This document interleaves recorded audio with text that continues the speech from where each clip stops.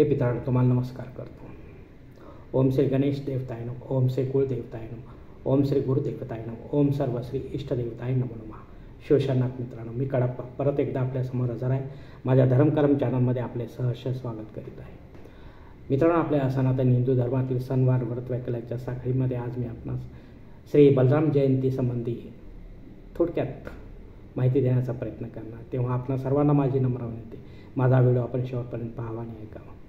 मित्रांनो, भाद्रपद शुक्ल षष्ठी शुक्रवार दिनांक 29 ऑगस्ट 2025 रोजी आहे आणि याच दिवशी वसुदेव व रोहिणी यांचा पुत्र किंवा शेष नागाचा अवतार आपण ज्याला समजतो तो श्री बलराम, भगवान श्रीकृष्णाचे मोठे बंधू,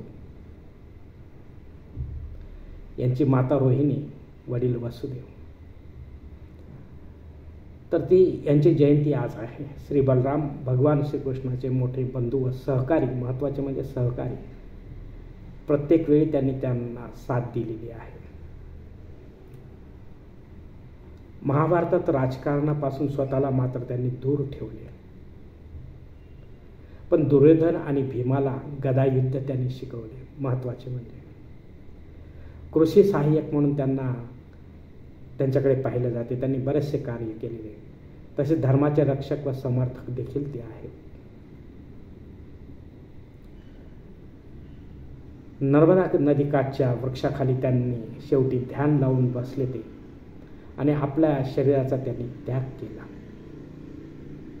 मूळ रूप धारण करून शेषनागाचे वैकुंठी निघून गेले. मित्रांनो, तर अशा प्रकारे थोडक्यात हा त्यांचा महत्त्वाचा इतिहास आहे, धार्मिक इतिहास. तर अशा श्री बलरामाला आपण प्रणाम करावे. मित्रांनो, धन्यवाद. मित्रांनो, आजचा श्री बलराम जयंती निमित्तचा व्हिडिओ मी याच ठिकाणी संपत आहे. आपल्याजवळ जर फोटो असेल त्यांचा तर आपण नक्कीच देवघरात ठेवून त्यांची सकाळच्या पूजेच्या वेळेला त्यांची पूजा करू शकता, पंचोपचार पूजा.